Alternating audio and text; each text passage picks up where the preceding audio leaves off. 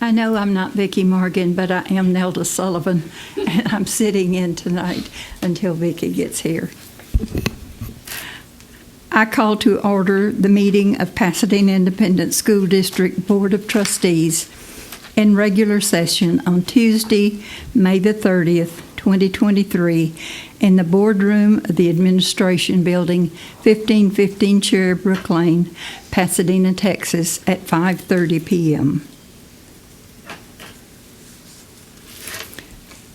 Board members present are Mr. Casey Phelan, Ms. Paola Fusilier, Mr. Marshall Kendrick, and myself, Nelda Sullivan. Mrs. Morgan will be here later, and there's Mr. Fernandez there.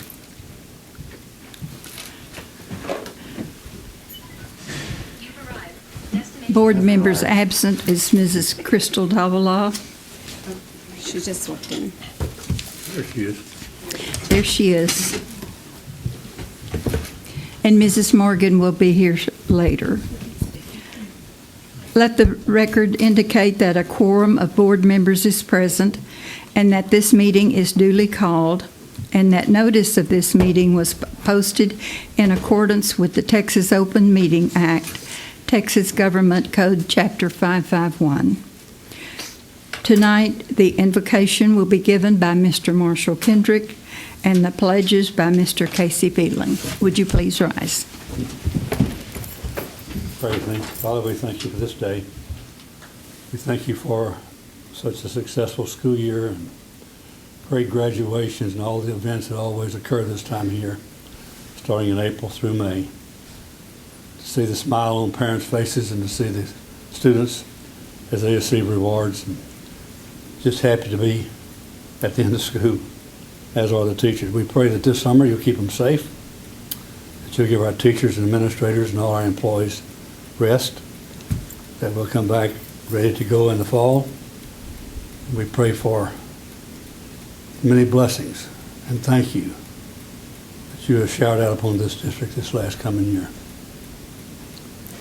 We pray for our country. We pray that we might find our way back to you, Father. We seem to have gotten who you are. And we pray for those who represent us in any official capacity as a deputy or a lawman,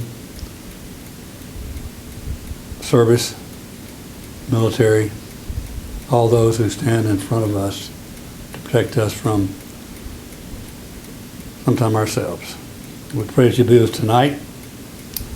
We wish our superintendent a happy birthday and thank you for her.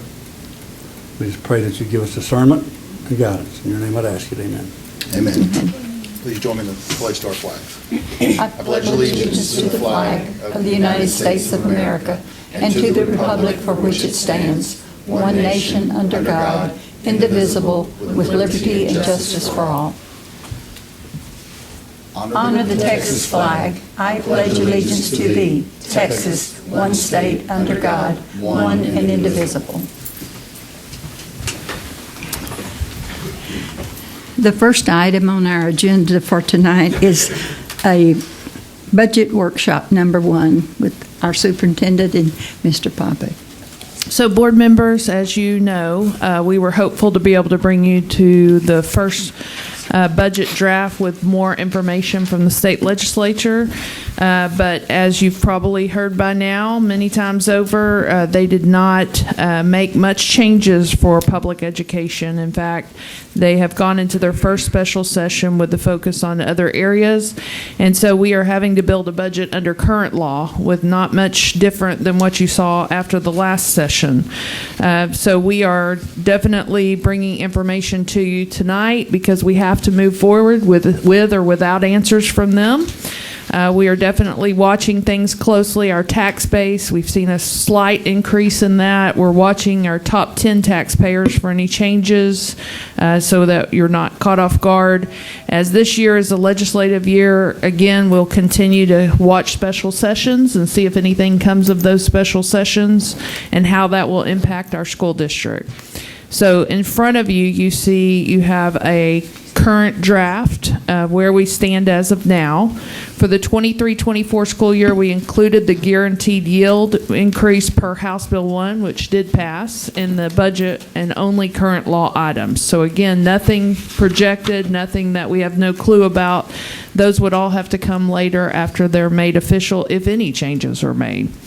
We did not include any funding assumptions, in other words. We're going based on what is truly available to our district at this time. So we believe that's the best and most judicious approach to this process. We've estimated revenue on the collection rate of 98%, which would bring in an additional $1.2 million in revenue for next school year.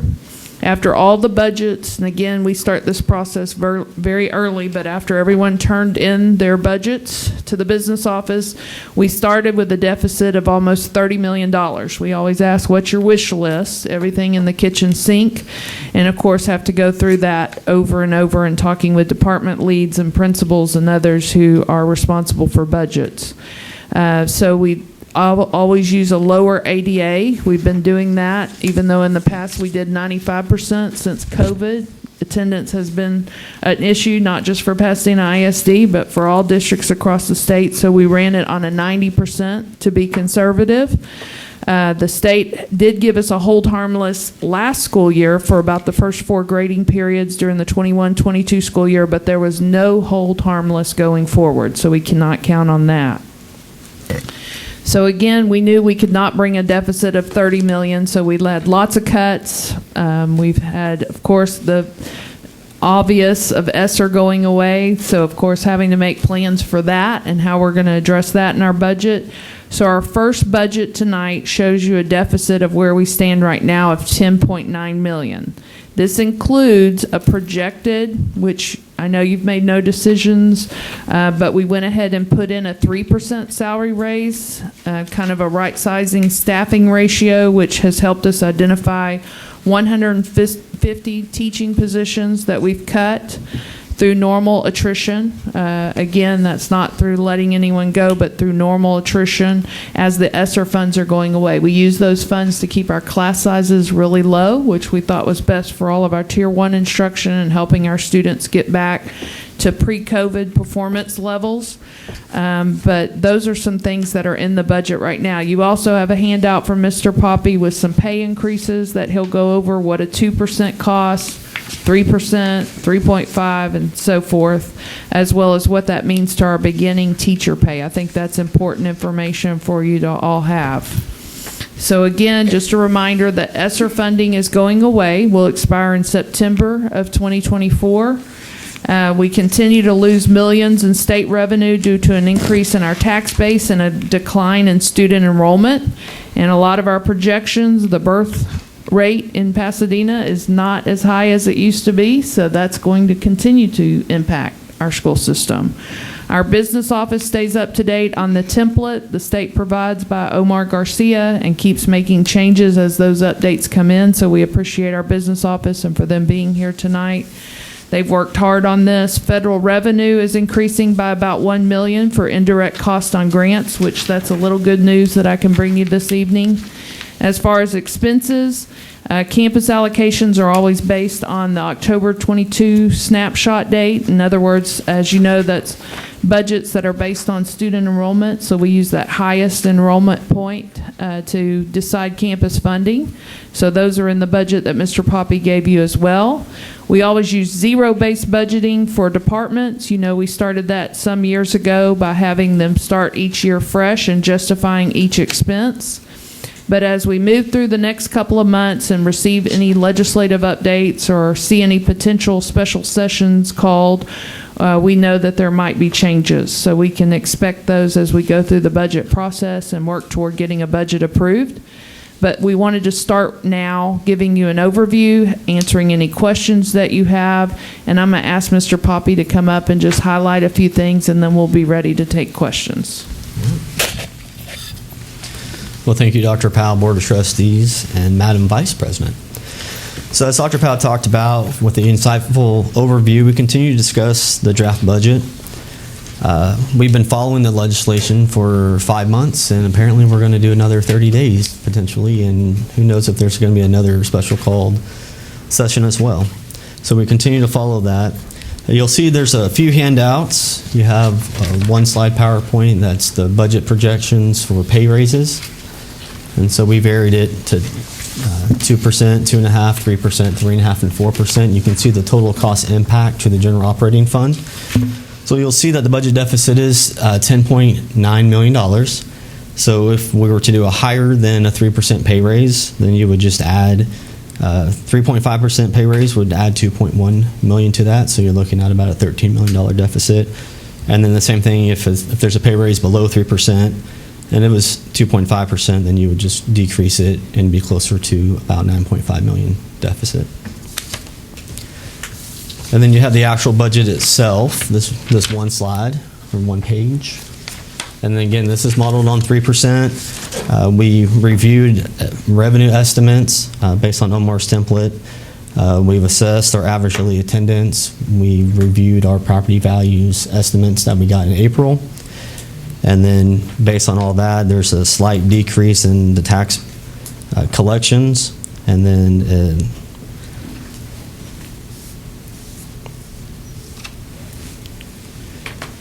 the golden penny yield is an increase of about $13 million. And so that is, like Dr. Powell talked about, that is current law. Anything related to House Bill 100 or any special session that could potentially come could be in a few months, and then we would readjust and amend the budget as necessary. And then you have Schedule A and Schedule B, which is the packet that is stapled together, and that kind of goes through all the campuses. It goes through the one-time request. And as Dr. Powell talked about, the federal ESSER dollars will be expiring in September of next year. So some of those expenses are going to eventually have to move into the general operating budget. And so what we did for 23-24 in the draft is $3.5 million of summer school expenses for next summer would be in the budget for general operating. We've increased over $4 million just based on property insurance as values continue to go up and inflation continues to increase. And then you have the potential raise that varies between $8.2 million and $16.3 million based on a variance of 2% and 4% pay raise. And then transportation and maintenance costs continues to see inflation increases. So we've added $1.8 million. And then we've added $400,000 for teacher incentive allotment that's coming on board this current year. So that's kind of a quick overview of the general operating budget, and we'll be happy to answer any questions or any guidance that the board seeks. We're happy to take that guidance and go back to work. I have a question. Yes, ma'am. So on the budget pay increases, you're saying this would be across the board? So teachers, staff, everyone? Yeah, so the way it's modeled is 3% pay raise at midpoint for all staff, whether it's teachers, whether it's support staff. So last year, we did a step pay raise. Mm-hmm. Was that considered this year as well, or?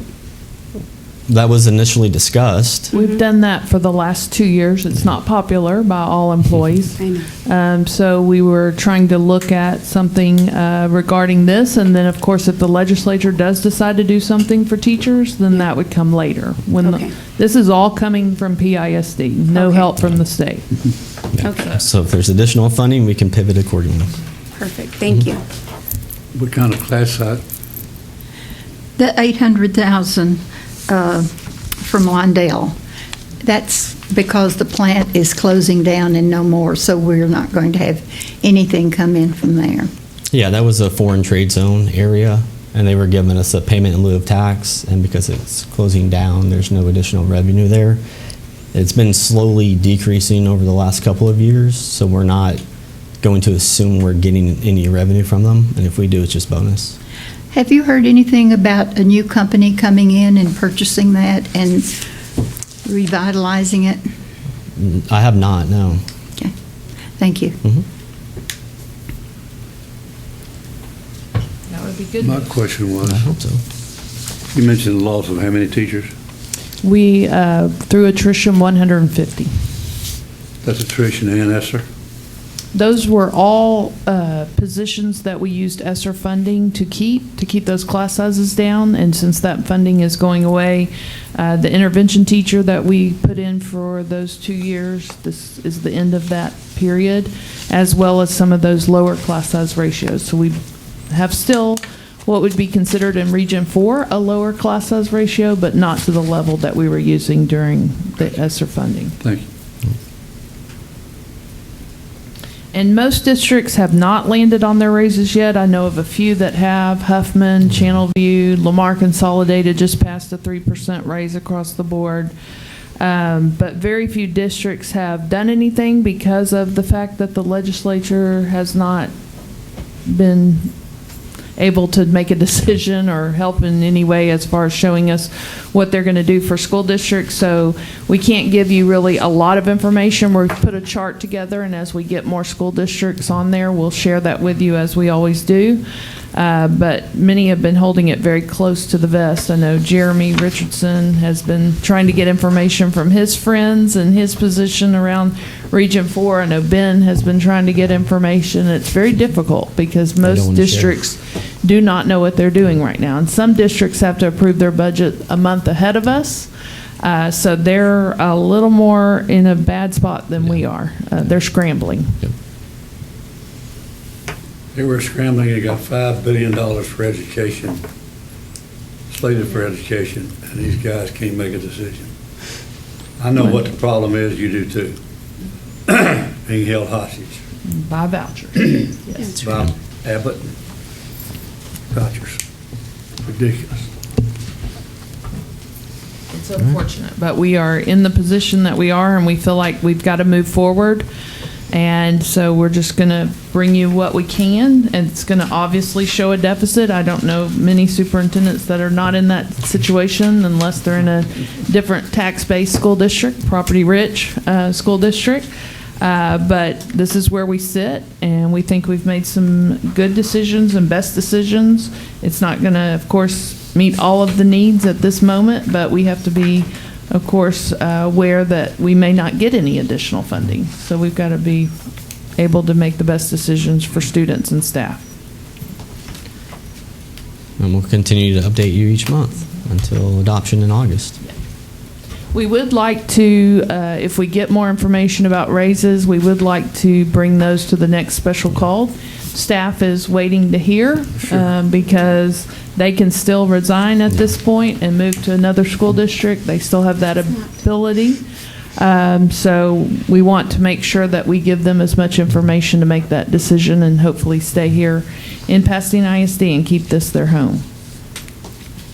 Could you also give us a copy of our information regarding starting salaries in surrounding districts? Absolutely. So we'll get you a chart, and I'll send that out with just kind of starting salaries as they stand, and then we'll fill in all the places where we know the 3 I mentioned, and there may be a few others that make decisions this week regarding pay raises. So we'll get you that filled in. Thank you. All of you. Any other Thank you. questions? Thank you, Ben. I know it's a first glance, but it's an important first step, and if you have other questions, let me know at any time, and we'll get you the information that you need. All right, thank you. That's all we have.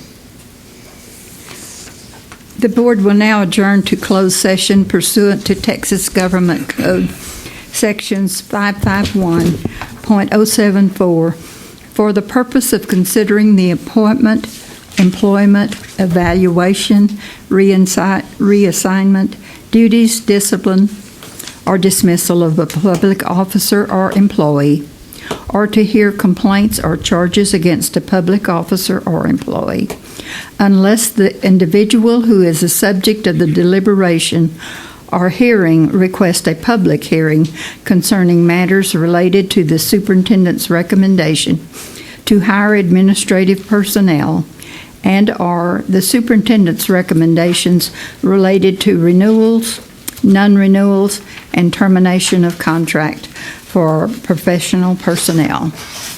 To consult with the district attorneys concerning matters 551.071, to consult with the district attorneys concerning matters on which the attorney's duty to the district under the Code of Professional Responsibility clearly conflicts with the Texas Open Meeting Act, to seek the advice of its attorney about pending or contemplated litigation or a settlement offer, and/or to consider legal advice regarding items specifically listed on the agenda. 551.072, for the purpose of discussing the purchase, exchange, lease, or value of real property. 551.076, for the purpose of discussing security devices or security audits, or to deliberate the deployment or specific occasions for implementation of security personnel or devices, or a security audit.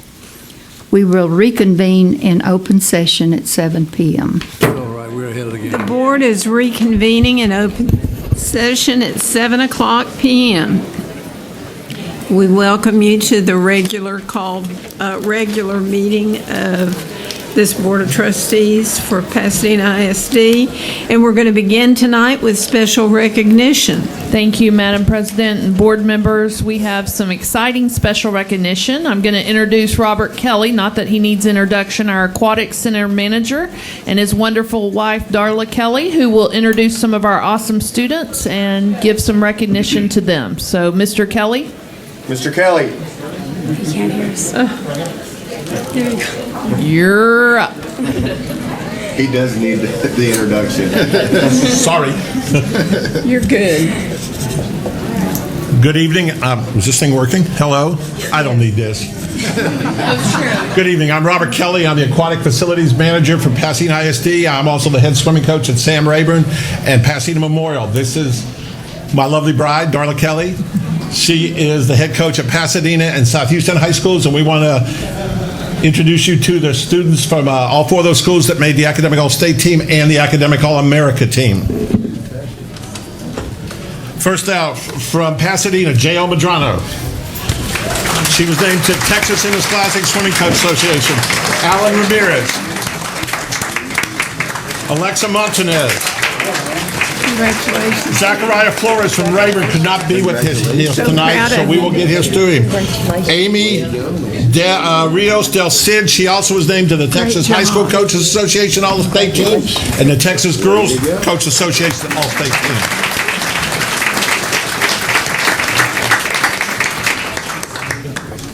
Now, these next three girls are all seniors, and they racked them up this year. Janae Flores, Pasadena Memorial. She was named to the TISCA All-State Team, Texas Girls Coach Association, Texas High School Coach Association, and she was also named All-American by the National High School Coach Association and the National Interscholastic Swimming Coaches Association.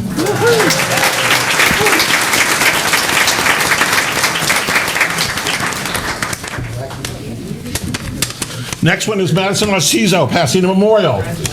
All-State swimming, All-State girls, All-State Texas high school coaches, and also was named to the Texas National High School Coach Association All-American team and the National Interscholastic Swimming Coach Association All-American team.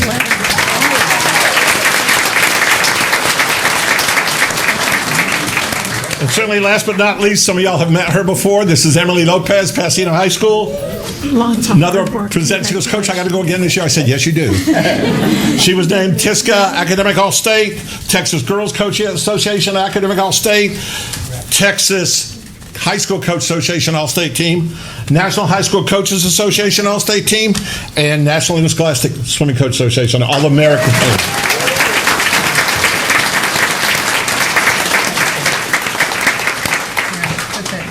And that's it.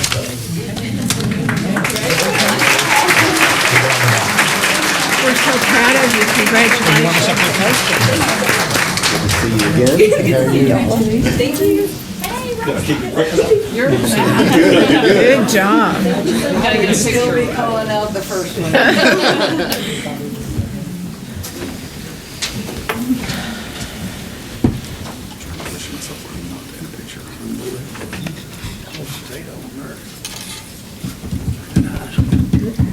That's it. Can we, real quick, recognize the parents or family members of these awesome swimmers? If you'll stand and be recognized. We know you have to get them back and forth to practice.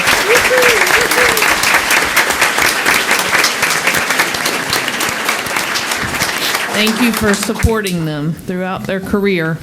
And we have now some students that we want to recognize in our instructional fine arts department. So we're going to bring up Mr. Gabriel Flores, who of course is head of that program for our art students, and you'll want to introduce your heroes today. We got some shining stars. Good evening, Dr. Powell and Board of Trustees. I am here to highlight a few of the students who have recently excelled in local and national art contests. As we know, there are many benefits of a strong fine arts education as they improve academic performance, increase the likelihood of graduation, and provide opportunities for our students to express their creative potential. Not to mention a cash scholarship for most, as you'll see. Recently, 116 of our 6th through 8th grade artists participated in the Visual Arts Scholastic event and brought back 74 first place ribbons and 5 platinum medals. First place ribbons are rejudged to select the top 10%, awarding them a platinum medal. I'd like to present to you the 5 winners of the Junior Vase Platinum Medals. From Parkview Intermediate, we have Paula Carrion and Mia Maldonado.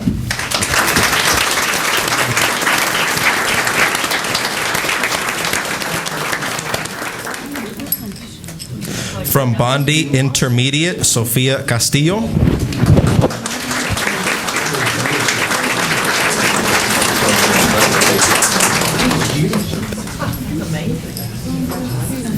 From Miller Intermediate, Nayeli Lopez. Beautiful. Congratulations. And not with us this evening from Lomax Middle School, Kayla Bercian.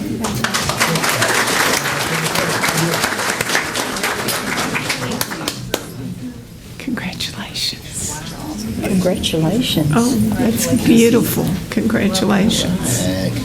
That's okay. That's all right. Congratulations. It's beautiful. Congratulations. Like the bird in the bloom.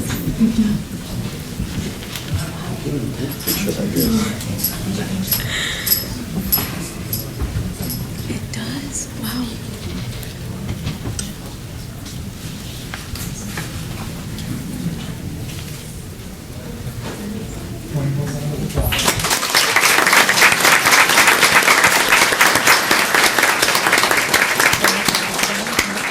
Once again, will the parents of these students, if you would stand up so we can congratulate you on encouraging them.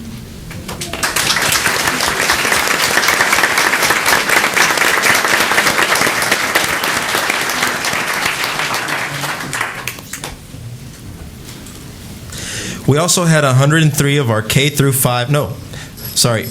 through 5 students participate in the Texas Elementary Art Meet, or TEAM, in which their work is also judged by qualified jurors who look for exemplary artwork based on an extensive rubric. The top 10% of pieces in the state are awarded the Top of Team medal, and our district received 7 Top of Team awards. From Hancock Elementary, Sagan Johnson.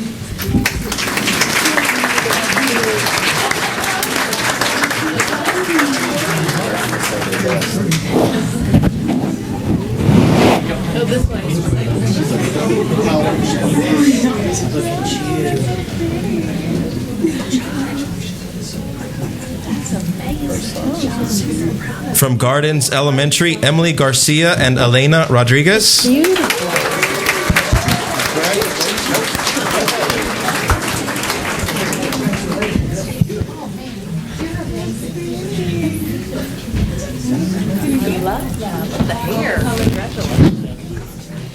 That's great. From Cruz Elementary, Joshua Hernandez.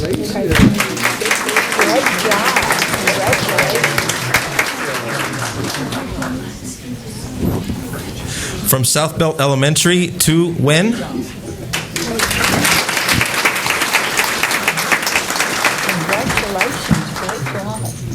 From Melillo Middle School, Natalie Penalosa. Congratulations. From Kendrick Middle School, Justin Rangel.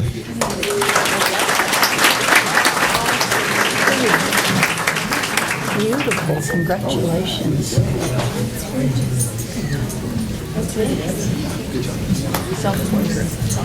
Good job. Congratulations.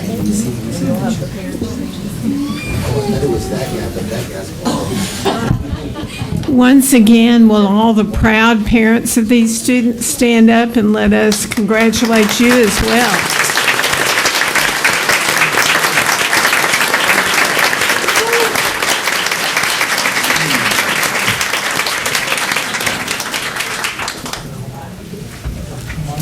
The Houston Rodeo School Art Committee hosts a graphic design poster contest each year to promote their school art contest to districts in the Houston area.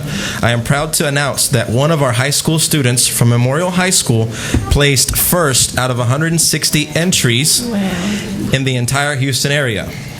The winning design will be made into thousands of prints that will be distributed throughout the districts in the Houston area to promote the school art contest next year. Here is Jared Martinez from Memorial High School with his winning poster design.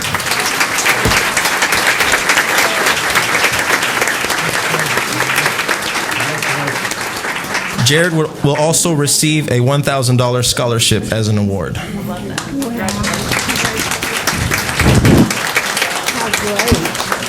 Good job.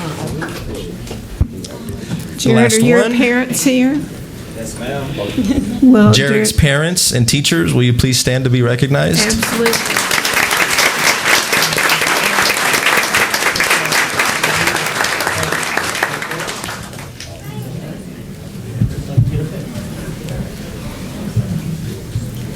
That's fantastic. These kids are unbelievable. Each year, members of Congress hold art contests in their respective districts, which award students for exceptional pieces that portray a specific theme. The winning student in each congressional district has their artwork framed and hung in the U.S. Capitol building for 1 year, as well as an all-expense trip for the student and a parent to be part of the ceremony in Washington, D.C. Our very own Amy Turner from Pasadena High School has won this award.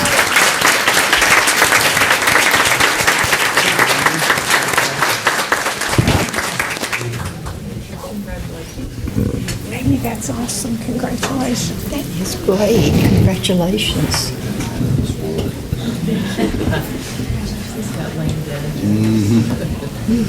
Lane, everything.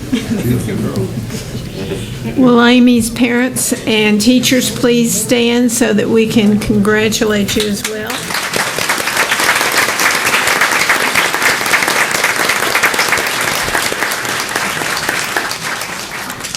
All of this could not be accomplished without the support and dedication of their art teachers, campus administrators, and parents.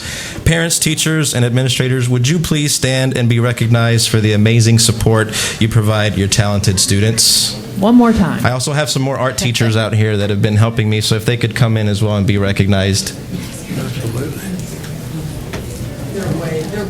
We'll clap. They're all back here There with we their go. kiddos. Okay, all right. They're here.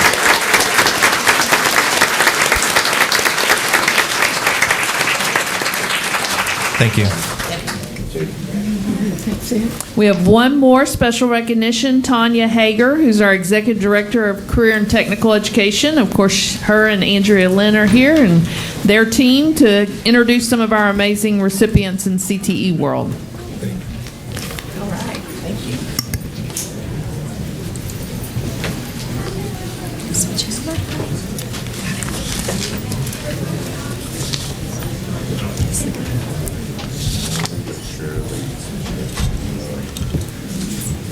Fingers crossed. Okay. Looks good. Excellent. All right.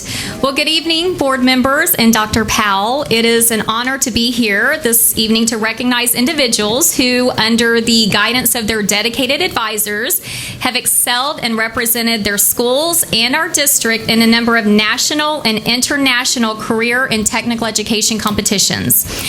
As you know, CTE student organizations are an integral part of the educational process as they are an extension of the classroom and they allow students to build leadership skills and network with professionals in business and industry.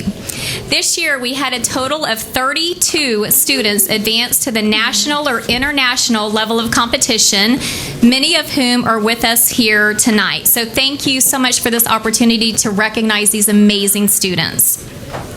Unfortunately, our BPA and TAFE students couldn't join us today, so we are going to begin with the VEX robotics team from the Lewis Career and Technical High School. This group, comprised of 5 students, advanced to the VEX World Robotics Championship that was held in Dallas earlier this month. The team members include Raul Diaz, Evan Fraustro, Sophia Garay, Billy Junkin, and Tu Pham. Their advisors are Ms. Kayla Platt and Mr. David Scarcella, and Principal Mr. Steve Fleming.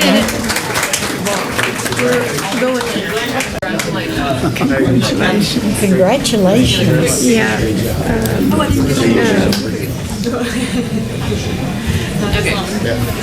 Evan. We got a little excited. So we'll just do Sophia. Sorry about that. That was my fault. I got mesmerized by y'all's talent here.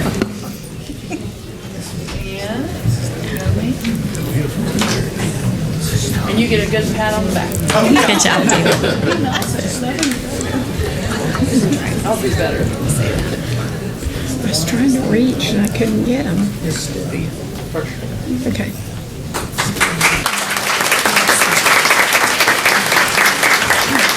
Next, I would like to recognize the archery team from Pasadena Memorial High School. This group advanced to the national competition for the National Archery in the Schools program that was held in Salt Lake City, Utah at the end of April. This talented group of students has continued the winning tradition of this very successful program by placing 6th in the nation in 3D targets and 11th in the nation in bullseye targets. This amazing team consists of Sofia Amaya, Aaron Avila, Jimena Avila Garcia,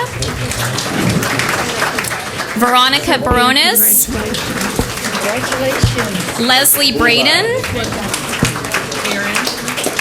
Nicholas Felix, Ashley Gomez, Will you get that Sophia? Eric Guerra, Oh, okay. Congratulations. Alejandro Jaimes, Leslie? Eric Johnson, Congratulations. Zayla Martinez, Okay, congratulations. Cesar Menardez, Magali Reyna, Congratulations. Jacob Cerna, Good job. Shayla Stringer, That's awesome. and Mariana Villalobos. Their advisors are Miss Lori Aubin and Mr. Sonny Mills. Congratulations. Principal Mike Adams and CTE Assistant Principal Jeanette Pearson. Congratulations. Congratulations. That's wonderful.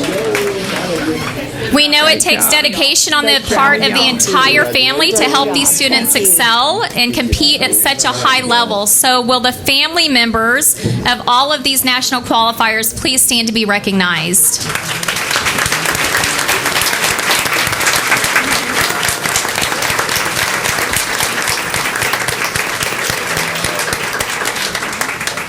Excellent. Congratulations again, students and parents. You may make your way to the lobby. And I would like to thank all of our high school principals and assistant principals for their continued support of career and technical education. And board members and Dr. Powell, none of this would be possible without your support. So on behalf of these students, these advisors, myself, and my administrative team, thank you so much for all that you do for career and technical education.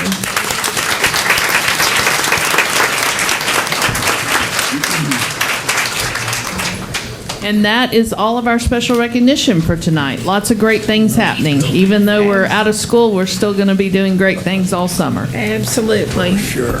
Okay, next is public comments according to policy BED local related to items on the open session portion of the agenda, and we have none this evening. Let's move on to consent agenda. Do I hear a motion? I move that we approve the consent agenda.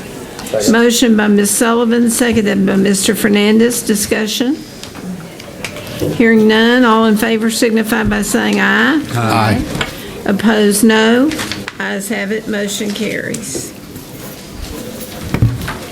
Moving to the personnel section, and I'm going to ask Mr. Phelan if he will present this. Yes, ma'am. Madam President, I move that we approve addenda item A through H. Motion by Mr. Phelan, seconded by Mr. Fernandez, that we approve addenda items A through H. Discussion? Hearing none, all in favor signify by saying aye. Aye. Opposed, no. Ayes have it, motion carries. Will you introduce these, please? Absolutely. Miss Jennifer Lacey? Right from the start. Yes, ma'am. Miss Jennifer has been selected for counselor at Carter Lomax Middle School. Congratulations. Friends and family?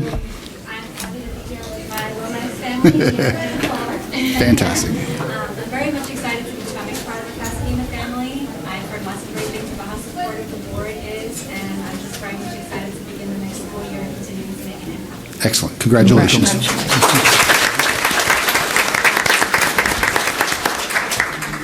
Mariana Prado?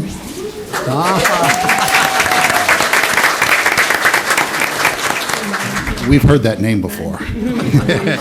You've been approved for the position of counselor at Marshall Kendrick Middle School. Congratulations. Family and friends here? Yes. First of all, I want to thank God because none of this would be possible without him. I want to thank Ms. Messenger for giving me this opportunity and the entire leadership team at Marshall Kendrick, my parents, my dad, my mom, my sister, my uncle, and family, my boyfriend, and I'm excited about this opportunity. Fantastic. Congratulations.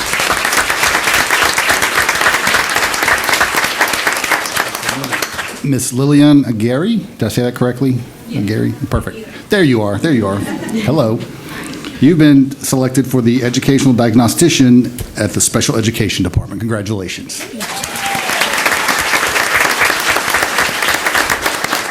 You're not getting away that easy. Friends or family? No, well, I'm relocating from Livingston, so it's just me. Okay. Well, congratulations. Welcome. Miss Lacey Ledbetter. Lacey, there you are. Lacey has been approved for licensed specialist in school psychology at the Special Education Department. Congratulations. Speech, friends, family, everybody else has made a speech. Lots of old friends and a longtime colleague from college. But I'm back again. Fantastic. Yay. Yeah. Congratulations. Awesome. Welcome. Miss Rodnetta Sims. There you are. Hello. She's been selected for the educational diagnostician at Special Education Department. Congratulations.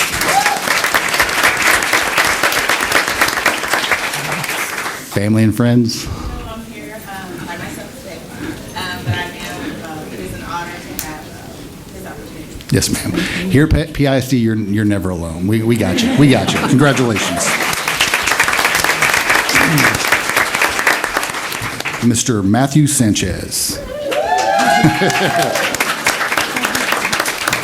Mr. Sanchez has been approved to be the assistant principal at Malello Middle School. Congratulations. Friends, family. Fantastic. Congratulations. Mr. Hector Del Rio. You've been approved to be the new assistant principal at Dobie High School. Congratulations. Would you like to introduce your family and friends? My wife, daughter, sisters, and events. Congratulations. I just want to say thank you, Dr. Powell. Thank you, the board, as well as my mentors and leaders that have invested in me so much. And I don't get it started. It's okay. And to my Roberts family, I'm always going to be having you guys in my heart. I'm always and forever going to be thankful for your support. And to my new family, Dobie, to know that I'm excited and I am eager to begin serving at your school. Thank you. Awesome. Congratulations. He's got the right color tie on, and he's looking pretty sharp, Mr. Thomas. He has a high standard of dress over there. So you're doing good. And last but certainly not least, Miss Lindsay Price.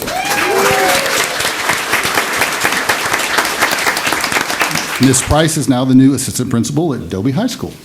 Congratulations. Please introduce your family and friends, please. I have my husband here, Jake, and Dr. Powell, thank you for everything you do to their school board. You guys are amazing. My Roberts family, my mentor and friend, Molly Guerrero, and I'm excited to be part of the Dobie family. Thank you. Fantastic. Congratulations. We congratulate each and every one of you and know that you're going to be a tremendous part of the PISD family. Anyone that came here this evening to see one of your friends or loved ones introduced in their new positions, you're welcome to leave at this point in time, or you can stay for the rest of the meeting, but you are welcome to leave at this point in time. Don't everybody leave at once.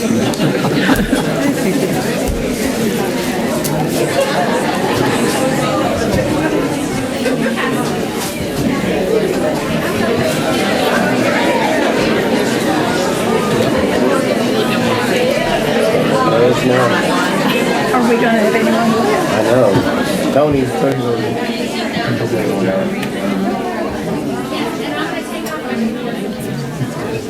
Can you make it touchable? Can you make it touch?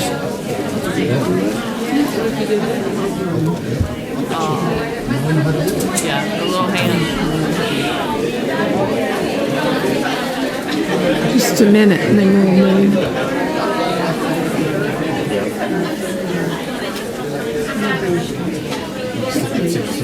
This is really so bad.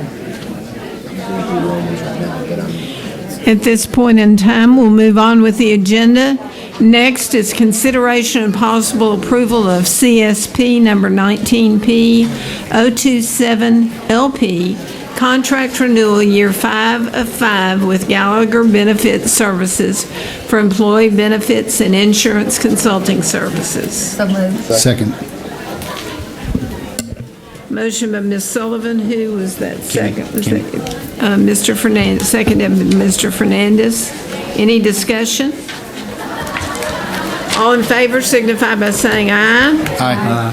Opposed, no. Ayes have it. Motion carries. Consideration and possible approval of T-Test Teacher Appraisal Calendar 2023-2024 and local procedures. So moved. Second. Motion by Ms. Sullivan, seconded by Mr. Fernandez. Discussion? Board members, I just want to highlight that the only change that you can really see in this compared to a previous calendar is those TIA or Teacher Incentive Allotment Schools, they will not be able to waive as part of that process that they're going through. Thank you. Any questions, discussion? Hearing none, all in favor signify by saying aye. Aye. Opposed, no. Ayes have it, motion carries. Consideration and possible approval of the cooperative agreement with Texas Tech University and Pasadena ISD for clinical teaching placement. So moved. Second. Motion by Ms. Sullivan, seconded by Mr. Fernandez. Discussion? Just a point of information. Okay. This will be for student teachers. Yes. Other discussion, questions? Hearing none, all in favor signify by saying aye. Aye. Opposed, no. Ayes have it, motion carries. Consideration and possible approval of the cooperative agreement with Kent State University and Pasadena ISD for clinical teaching placement. So moved. Second. Motion by Mr. Phelan, seconded by Ms. Sullivan. Discussion? Hearing none, all in favor signify by saying aye. Aye. Opposed, no. Ayes have it, motion carries. Certified and support personnel are for information only. Moving to the educational section, Special Education Spotlight 2023, presentation by Michelle LeBlue.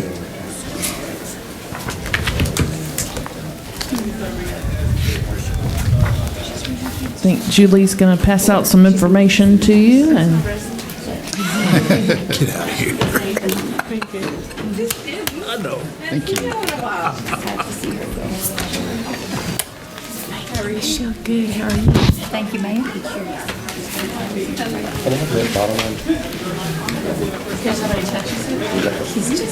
Yes, I am.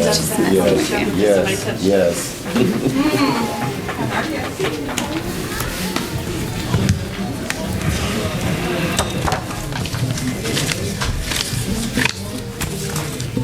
Good afternoon, Board.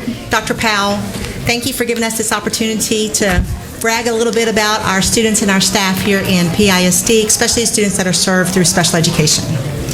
So I'm going to pick up where Ms. Chapa left off last month.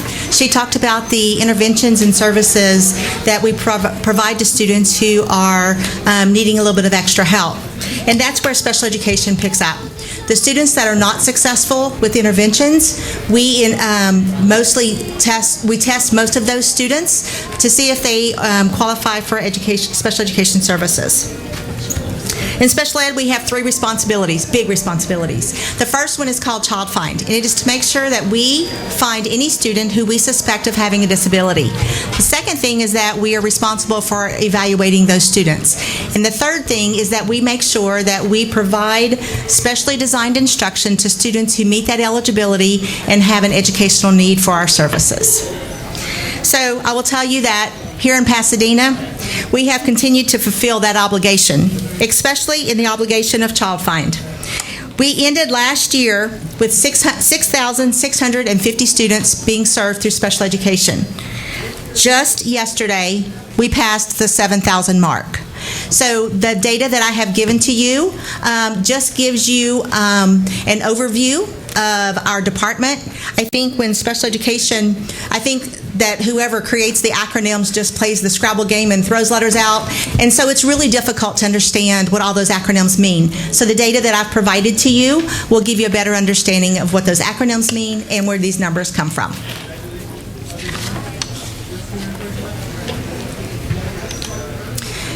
This is one of my favorite quotes. Diversity is being invited to the party, but inclusion is being asked to dance. And in PISD, we not only invite students with special needs to the party, but we make sure that they dance. I am Michelle LeBlue. I am the new Executive Director of Special Education. I want to thank you because last year at this time, you trusted me to serve the students, the parents, the staff, and the community, and especially students with special needs.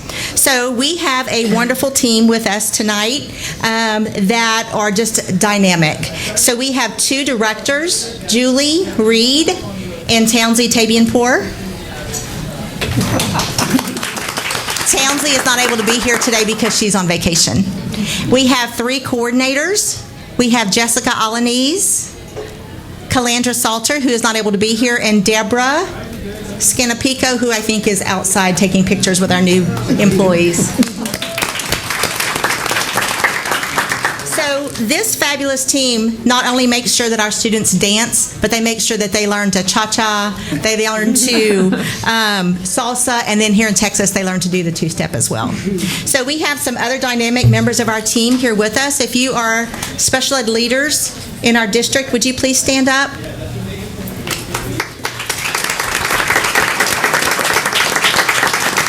It would not be possible for us to serve the students and the staff without these wonderful, dedicated employees. So we are going to talk quickly about the specialized programs that we offer here in the district. And that is explained thoroughly on pages 7 through 12 in the board annual handbook that I gave you for you to look through at any time. Today, we are going to highlight the students and the staff. So we came to you and we asked you to approve a budget to have some of our staff attend University of North Carolina at Chapel Hill because they are the experts in a methodology called TEACH. And so they came down, they trained our staff, our administrators in the TEACH model, and then we have 4 of our staff members who are going to attend North Carolina to become trainer of trainers, so that we will have those trainers in-house to be able to help our staff at any time. So we're proud to say that because of TEACH, I truly believe that we are a district, and ABLE is a program that parents tell us all the time they move to our district because of what we do in our ABLE classes. And so we are very, very proud of that. Our staff applied for and were awarded 2 grants, one last year, and 2 years ago. That was a 2-year grant to the tune of about $1.9 million. Wow. And then again this year for $550,000. So we are super proud of that because these students are our students with our highest needs, and they require a lot of staff, and they are quite expensive to educate. And so we are super proud that you provide us the resources that we need and that these ladies applied for these grants. So the best part about our presentation are these pictures. So in our pictures, we have some of our ABLE students at Teague. Not only do they serve others, but they raise money to help serve others. And so we are super excited that they raised money for charities, and they raised $1,800. Wow.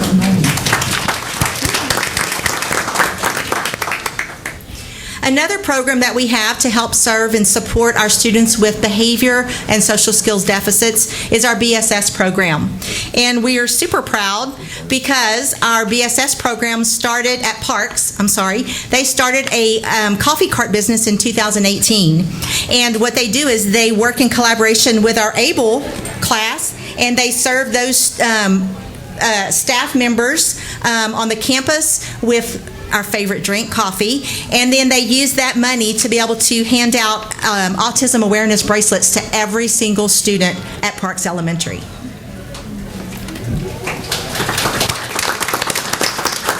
Another one of our programs is the RDSPD, which is the Regional Day.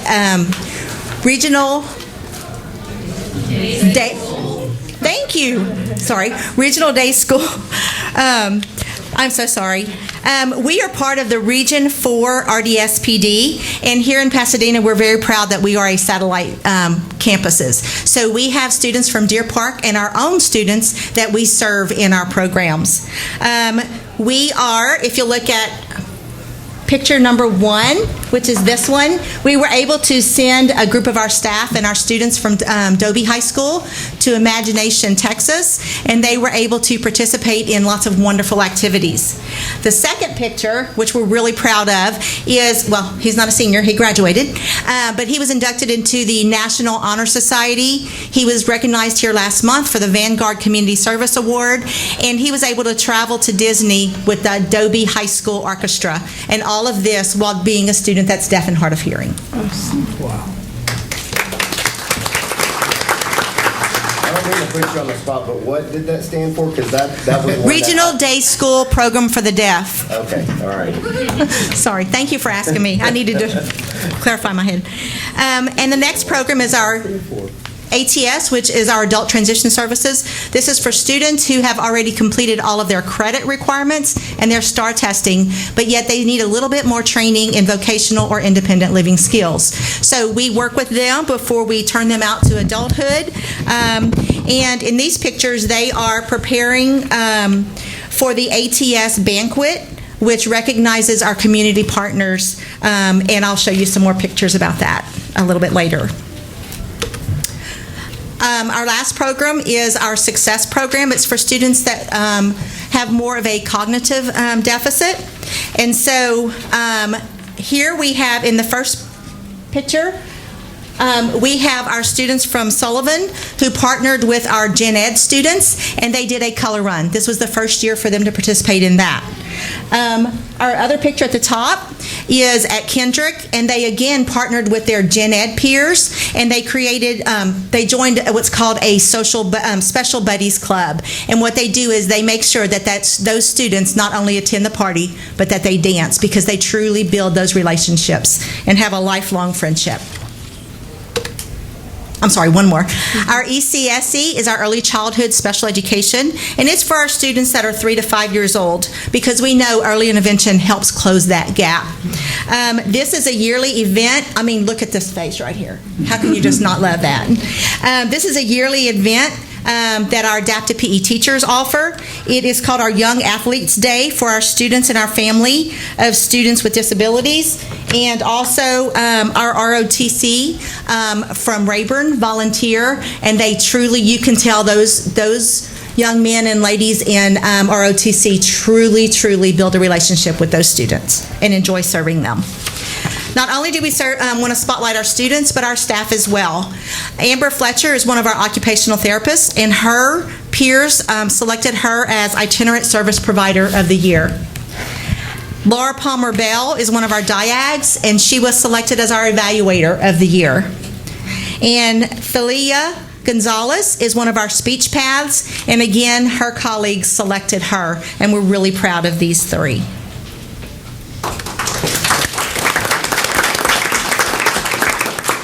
We are also super proud because at our Teacher of the Year celebration, 13 of the teachers that were named were teachers that serve students in special education. We also had one of our own, Ashley Miller from Red Bluff. She was named the Gulf Coast Educators Regional Teacher of the Year, and it was an honor to be there to watch her accept that award. So we're not going to close it without seeing some social and some fun of our students. So we attended, at the end of the year, we attended the Pasadena Strawberry Festival, and our students had a blast. Do you recognize that student? Mm-hmm. Like playing in the snow. In the suds. Then we also, these other three pictures are from our adaptive PE teachers, where they do our MA, it's a motor activity training program that we do, and they spend the entire day just having fun doing adapted PE activities, because a lot of them aren't able to participate in field day like their peers. And the last slide is about our ATS graduation. This is what we want. We want all of our students to have a meaningful, productive life. And so this first video is a student when he was asked how ATS has helped him.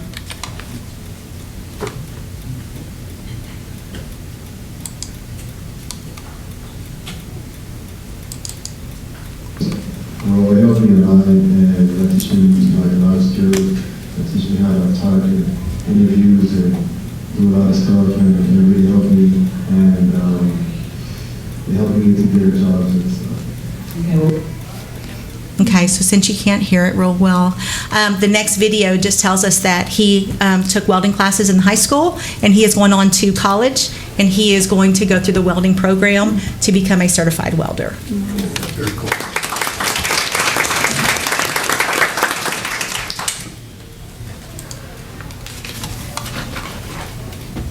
And our last slide is just thanking you. None of this would be possible without you. We have a very successful program, one I am very proud to be part of. And again, thank you, because you make it all happen for all of our students and our staff.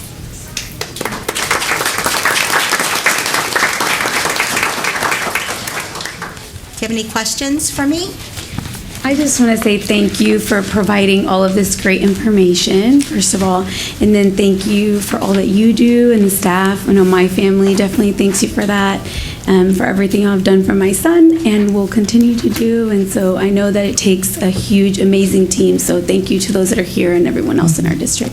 Absolutely. They do a great job. Thank you all. Thank you. Take a special gift to do what y'all do. Thank you. I mean, it's a special gift, and we sure appreciate it. We appreciate It's a wonderful job. Thank you for your support. we have another presentation. Nancy, if you want to come up, they're going to discuss some of the highlights of our special programs. And so we're excited to have Nancy Retta, and she'll introduce who's here from their team to make sure y'all are hearing all the great things they're doing as well. Thank you. Good evening. My name is Nancy Reta. Ana Gonzalez, our counselor. I'm the coordinator for our. We're fortunate to work with the most at-risk students here, and it's the Migrant McKinney-Vento Foster Care and Military Program district-wide. And we're going to start off with just giving you a quick summary through a video that we have from one of our former students, Maria Cortez, from Pasadena Rayburn High School. I was in Washington State for 2 years and a half, and then I moved to Virginia for about 3 months, and then I went back to Washington State. When I moved from Washington here, I lost half of my credits, so I had to take freshman year twice. How long have you been moving around like that? Pretty much all my life. It's a really good experience. They make you feel like you're in family here. There's many different programs that to help you graduate, to get into college. They have tutors, they have Saturday tutorials for you, so you can keep up your grades so that you can pass all your classes, to be part of a school. I wish that I can just rest from the summer. It's hard, but I try my best because I know it's for the best for my family. It feels like stress just like got off my shoulders. It feels good. Thank you for helping me, for not giving up on me. Maria Cortez is one of our migrant students. Actually, she was a double dipper migrant and homeless at the time. So one of the things that we do as a district in our programs, we do identification and also provide support to the district in regards to compliance. But as we started 10 years ago, we noticed that there was more of a need than just identifying the students. There was a need of providing more direct services to our students. So we're fortunate to, like I said, work with the most at risk, and we're always trying to always change and make sure that we provide more student services that applies to the needs of the students. As you know, one of the things that we do also is the continuing monitoring of the academics and attendance. One of the things that we started due to extra funds that we were grateful is we felt the need that we needed to add somebody to add to the campus district-wide to help monitor all of these students district-wide. And we used our ESSER funds to bring in a specialist, a dropout prevention specialist, to keep that continuous monitoring. We noticed a big increase in the dropout rate. Our dropout rate actually did better from last year to this year. We wanted to do more, so as we added that extra person, we did more zoned-in, targeted student services. One of the things that we actually do, as they mentioned in the video, is provide flexible tutoring hours from one-on-one, virtual, to evening, to after school, to weekends, to holidays, you name it, we're here. Not only do we do that because then we focus on more on the high school kids, we feel that, our high school kids, especially at the senior level, 75% of our students are actually students that are McKinney-Vento unaccompanied youth, which is students who are not living with mom and dad. So the more that we see the data where we show the higher needs, the more that we zone in and target those specific students. We do from one-on-one tutoring, as you can see to the top, at the campus level. And we're fortunate to work with high schools that allow us to bring services to their schools. And as well as the bottom, you can see we based on the data that we receive from Donna Summers, we see what teachers had the highest scores on the end of the course exams. So we hire those teachers, work on the weekends, work on the evenings, and they pass. For the past STAR test, we actually targeted these students that didn't pass their ELA and also U.S. history, and all of the students that participated in those Saturday programs actually all passed and were able to graduate on time. So we're grateful for that. Thank you. This year, as we see the needs, we also added a coach.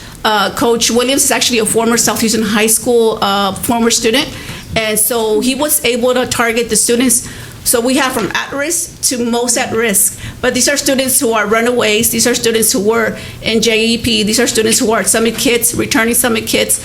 So these are students who had never returned to school. So we wanted to not focus on tutoring because we knew that they weren't there, they weren't engaged, but we wanted to focus on mentoring. So as we saw Coach, as you can see, he had a full class right there on Fridays, where we see that the students are not attending school on Fridays.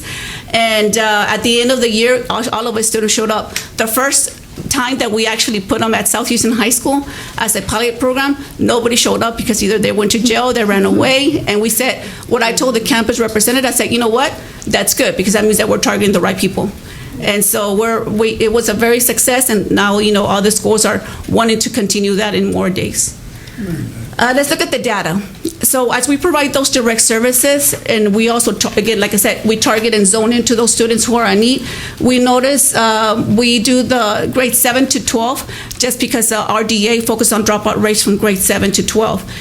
From the students that we targeted overall, we do see more of a higher need with our homeless population, McKinney-Vento, the legal term, and we targeted overall more than 100 students in that population. These are students that we targeted either that just stopped attending school, and we noticed more of a gap after the holidays where they just stopped attending school, or they just dropped out and they never re-enrolled. So we always followed up as they withdraw if they actually re-enrolled to another school or not.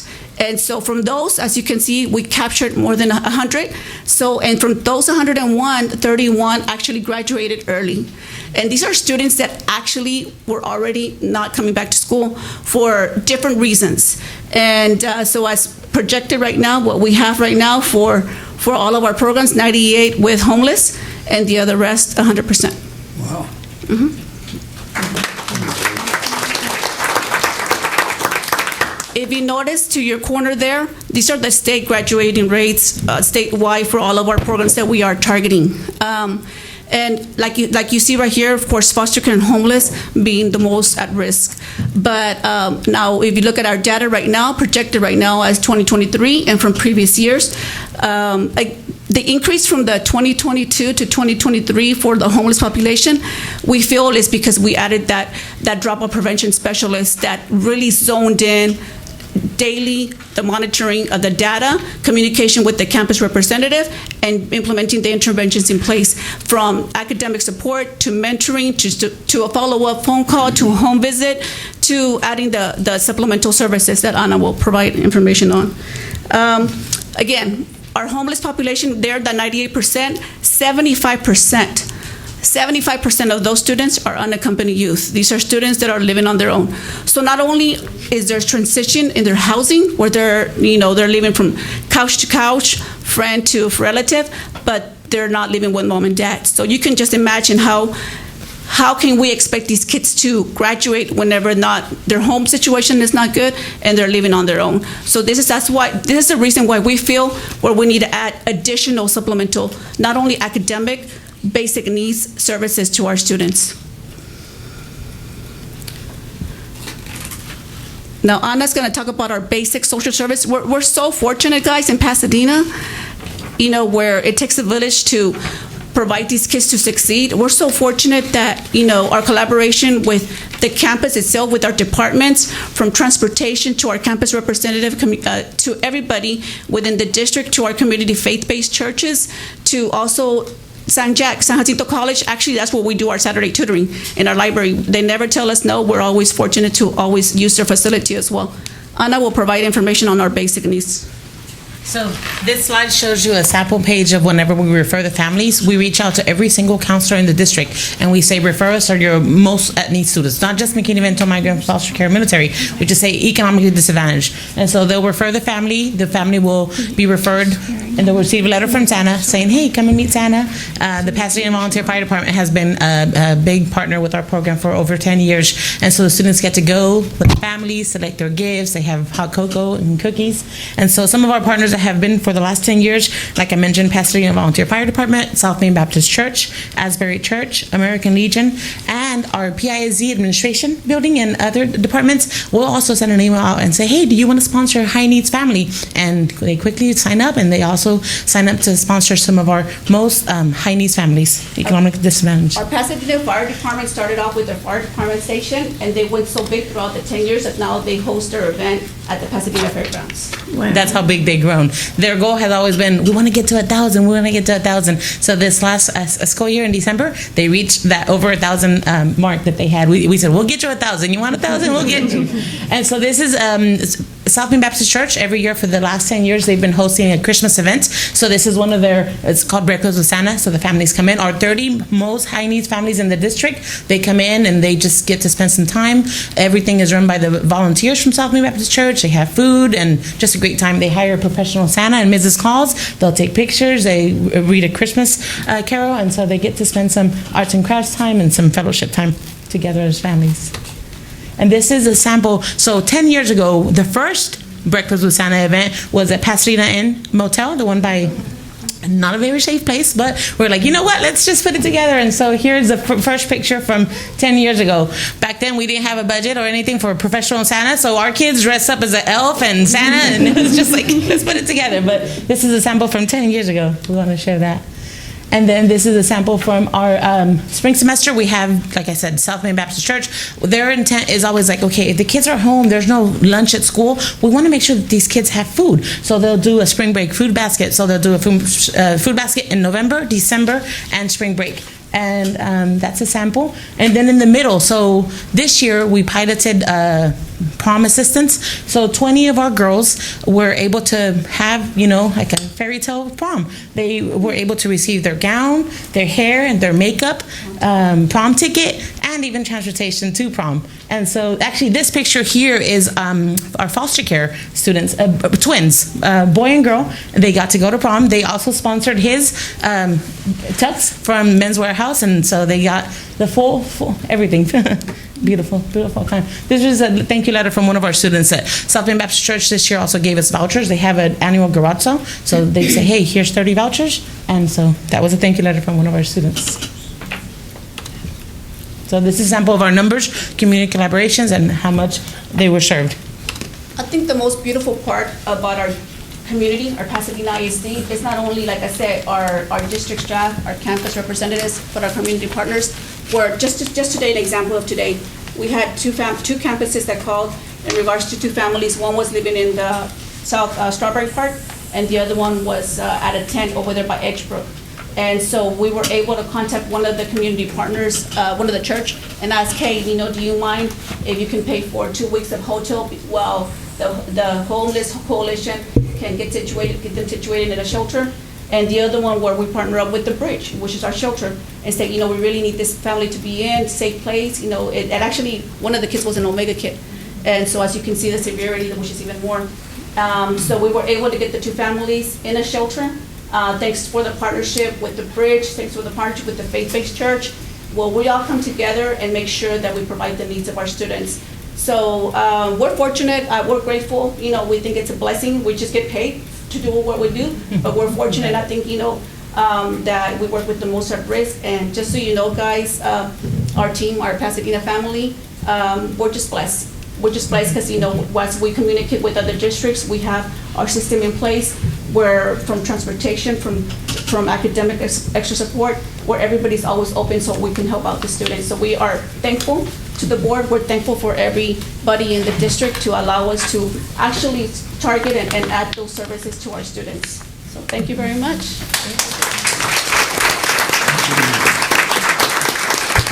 Awesome presentations. Thank you guys for what you do for our kids and our community. I have one quick question. Yes, ma'am.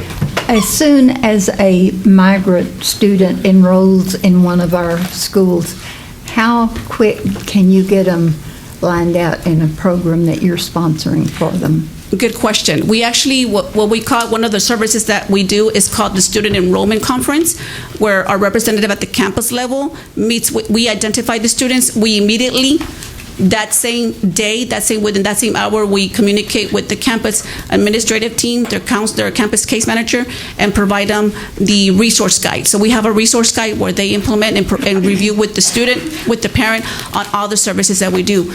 Prior to this, during our identification part, we actually are communicating with the direct parent or the student, because sometimes they're unaccompanied youth, and let them know, based on what we hear on their situation, what they have, then we already provide them the services that we have, and they have them follow up with the campus representative. So they know immediately that someone's there to help. Exactly. Thank you very For the much. first call.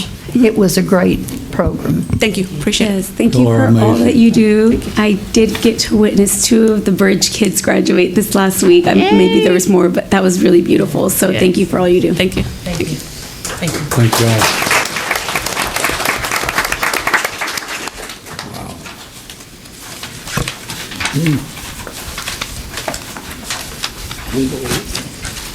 Okay, next is consideration possible approval of the practicum internship affiliation agreement with University of Houston Clear Lake for 2 BCBA graduate assistants. So moved. Second. Motion by Ms. Sullivan. Was that you, Ms. Fusilier? Yes, ma'am. Okay. Seconded by Ms. Fusilier. Any discussion? Hearing none, all in favor signify by saying aye. Aye. Opposed, no. Ayes have it, motion carries. Consideration and possible approval of boundary changes from South Belt Elementary to Burnett Elementary. Second. Motion by Mr. Fernandez, seconded by Ms. Sullivan. Discussion? So, board members, you have at your spot the letter that went out to the families impacted by the change. There was also a parent meeting that was held at Burnett Elementary where Mr. Lee was able to meet with parents, answer questions, and introduce them to the services there. So you do have some maps that are included with that information, as well as some information about the student counts. So 107 students. This is the south side, and correct me if I'm wrong, Ms. Harrell, the south side of 1959, correct? So this is from South Belt Elementary that we know is reaching its capacity, of course, because of the fact that that's a fast growth area. And we do have room at Burnett, so it's always our goal to keep the learning environments of our students at an optimal size. So just wanted to make sure you're aware that the information that was shared with the parents is at your seats. Of course, fourth graders were allowed to be grandfathered in if the parents asked, but that's, of course, a transportation need that might be taking place as well. So that's what we wanted to share with you tonight. I have a question. Go ahead. Where are they at, I guess, backtrack, at Burnett? How many students currently, and then what would this put them at? So they would be at 107 additional, so what would that take them up to? 550. Okay. So they'll still be at an optimal size. And that would put South Belt at what amount of students? 600. Okay. Thank you. Still growing in that area, so somewhere between 600 and 650. Any other questions? Hearing none, all in favor signify by saying aye. Aye. Opposed, no. Ayes have it, motion carries. Consideration and possible approval for a student from Pasadena High School to travel to Washington, D.C. on June 19th through 21st, 2023 to attend the Congressional Institute's Art Awards reception, to be accompanied by a parent and a teacher. So moved. Second. Marshall, was that you? Yes. Motion by Mr. Kendrick, seconded by Ms. Sullivan. Was that you? Yes. Any discussion? Yeah, I have questions about the funding. When it comes to this one, it's a national trip, and I'm just wondering why this one is not funded by the district, but it's going to be based on campus funds. So we have guidelines for those national competitions. They have to start at a local level and then go to a state and then to a national. And so this is a little bit different because they don't have those levels of competition for this. It goes straight to national. Mm-hmm. So Gabriel, I know that you've been in communication with the campuses. They're aware of that as well. Okay, thank you. It's a great opportunity, though. Yeah. Sure. Other discussion? Hearing none, all in favor signify by saying aye. Aye. Opposed, no. Ayes have it, motion carries. Let's move to the financial section. Consideration and possible approval budget amendments, April 2023. So moved. Second. Motion by Ms. Sullivan, second by Mr. Fernandez. Discussion. Hearing none, all in favor signify by saying aye. Aye. Opposed, no. Ayes have it, motion carries. Consideration and possible approval of investment brokers and dealers to engage in investment transactions with the district. So moved. Second. Motion by Ms. Sullivan, seconded by Mr. Fernandez. Discussion. Hearing none, all in favor signify by saying aye. Aye. Opposed, no. Ayes have it, motion carries. Consideration and possible approval of removal for automotive, I'm gonna have to get my glass, oh, there they are, automotive, let's see. Inland marine, student excess medical, automotive, flood, musical instrument, student travel accident, vocational interns accident, crime, general liability, law enforcement liability, surety bonds, and builder's risk insurance programs for 2023-2024 for $1,309,301. So moved. Second. Was that you, Mr. Phelan? Yes, ma'am. Okay, motion by Mr. Phelan, seconded by Ms. Sullivan. Discussion. Hearing none, all those in favor signify by saying aye. Aye. Opposed, no. Ayes have it, motion carries. Consideration possible renewal of CSP number 20P-041DG for property, boiler, and machinery, educators' legal liability, builder's risk, and crisis management in the amount of $13,465,454. So moved. Motion by Ms. Sullivan, Second. seconded by Mr. Phelan. Was that you? Yes, ma'am. Okay. Any discussion? So as you can see, it's a huge increase. Yeah. Roger Montemayor is here in the audience. He's probably not feeling very popular right now, but we've had some large claims, but I know there's more that impacts this in addition to the claims that we've made, probably our largest, of course, being the tornado. As y'all know, we've recently been hit by hail in North Pasadena area, which was a large claim as well, but there's been significant increases.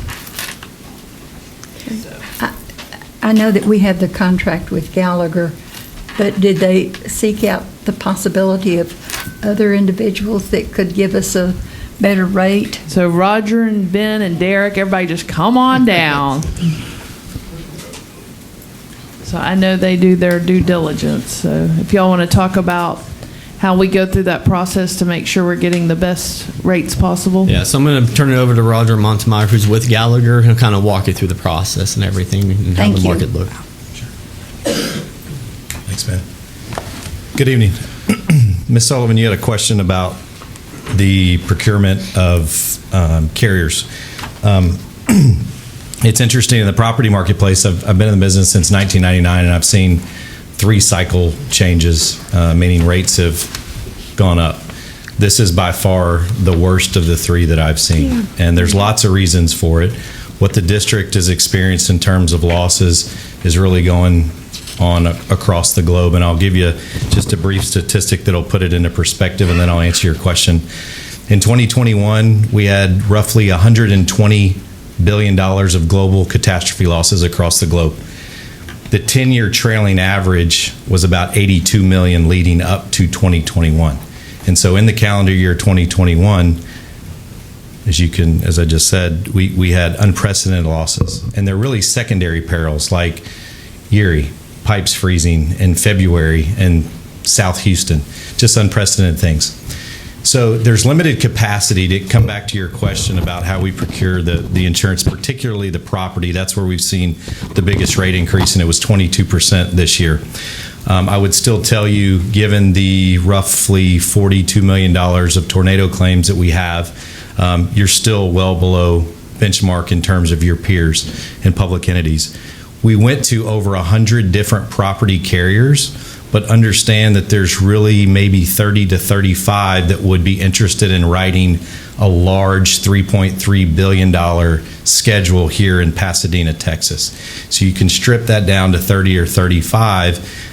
We actually have, last year we had 17 carriers on the property placement. We have moved some folks out for cheaper premiums and put new placement in. And so this year we'll have 21 participants, believe it or not, 21 insurers on the property placement itself. 21? 21. And it looks kind of like a Tetris puzzle. They all go together. Some of them share risk at different layers. We buy a $50 million loss limit, and those 21 carriers participate somewhere in that program structure. In the pie. Yes, ma'am. Any other questions? You answered well. Thank you. All those in favor? As best as you can. Ben, Derek, you guys are rock stars. I mean, going through the board book with bonds and everything else, I was talking to Dr. Powell, you guys are rock stars. And then listen to Anna and everybody else. This district is full of rock stars, and we greatly, greatly, greatly appreciate everything that you guys do. We Thank do. y'all so much. We would be in bad shape if we did not have the insurance coverage. We can't afford not to have it. So we're going to have it. Dr. Powell stopped me earlier because I was about to say something. I don't want to jinx us, but we got the insurance, we got the coverage, so thank y'all so much. Thank you. Okay, let's move on to the vote. Is there any other discussion once again? Hearing none, all in favor signify by saying aye. Aye. Opposed, no. Ayes have it, motion carries. Moving to the operations section, consideration and possible approval of a design services agreement with Brooks and Sparks, Inc. for the 2022 bond program synthetic turf at McGuire Field and softball complex project in the amount of $155,800 and a total project budget of $2,855,800. So moved. Second. Motion by Mr. Kendrick, seconded by Fernandez. Mr. Fernandez. Discussion? Hearing none, all in favor signify by saying aye. Aye. Opposed, no. Ayes have it, motion carries. Consideration and possible approval of a design services agreement with Arcadis Texas, Inc., formerly Texas IBI Group, for the 2022 bond program, roof replacements package number 2 project in the amount of $227,533 and a total project budget of $3,578,007. So moved. Second. Motion by Ms. Sullivan, seconded by Mr. Phelan. Discussion? I have a question. What is a partial roof? Kevin's coming up. That's what it is. It's a partial.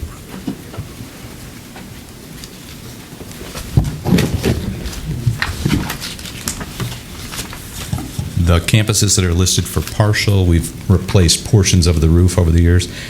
Some of those were done back in 2015. So the remaining portions that are the original gravel roof, those sections are going to be replaced from this package. So then we'll have the entire roof will be covered.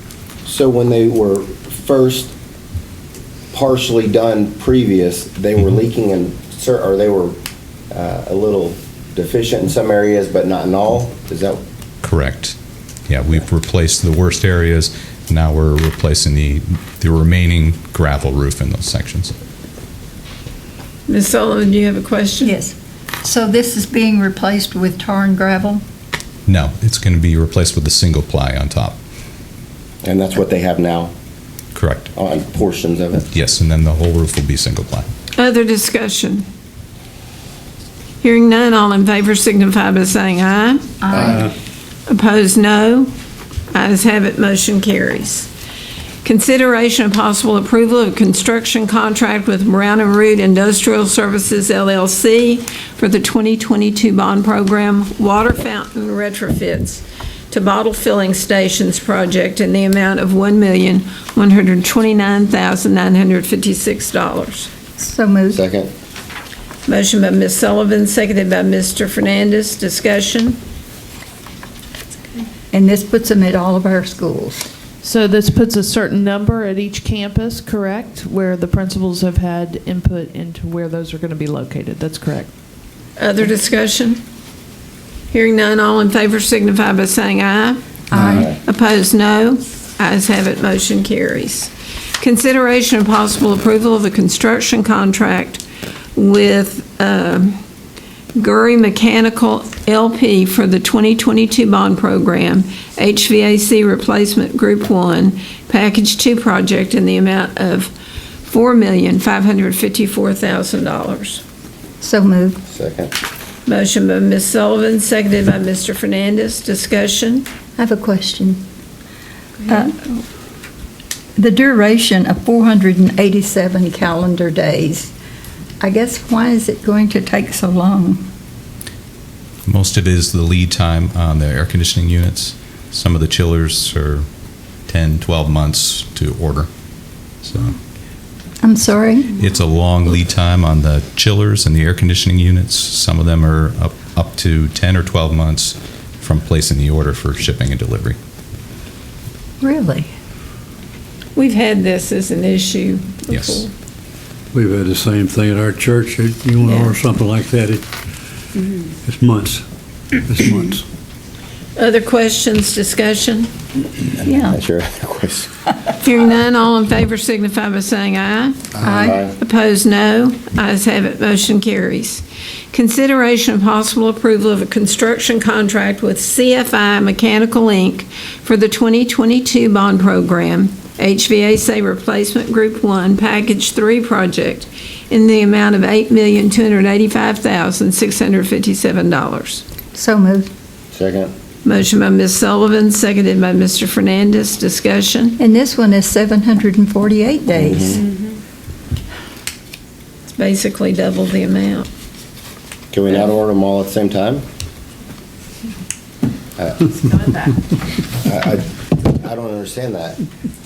We will order them immediately. So we've already met with the contractors. They're ready to go. A lot of them have already started the process. So, that number of days is really Just to give them some leeway? yes, because there's just they know the manufacturers will not even commit to a delivery date. So it's tough to really put a number of days I on it. understand.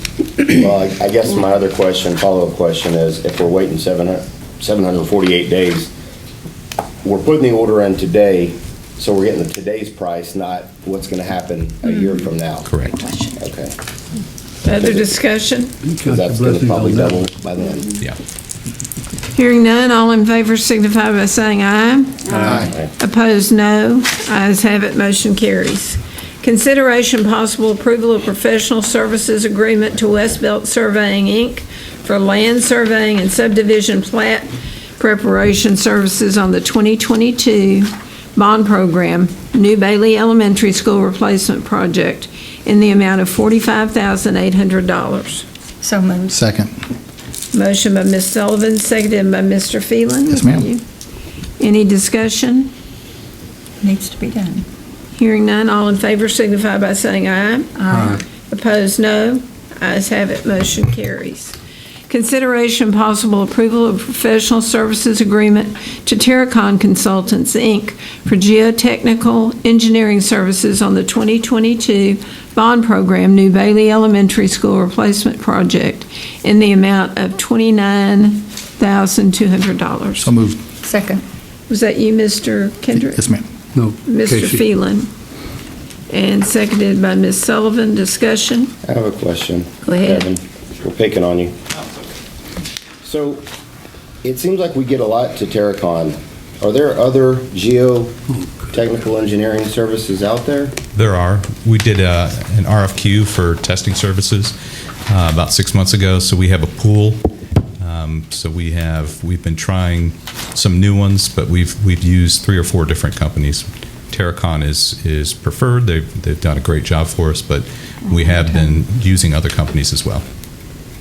Okay, cool. Yeah. Any further discussion? Hearing none, all in favor signify by saying aye. Aye. Opposed, no. Ayes have it, motion carries.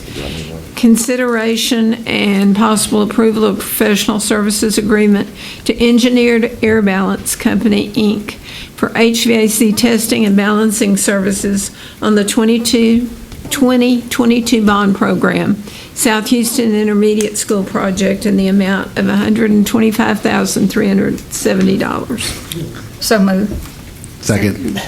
Motion by Ms. Sullivan, seconded by Mr. Phelan. Yes, ma'am. Discussion? Can you speak on both of these? Sure.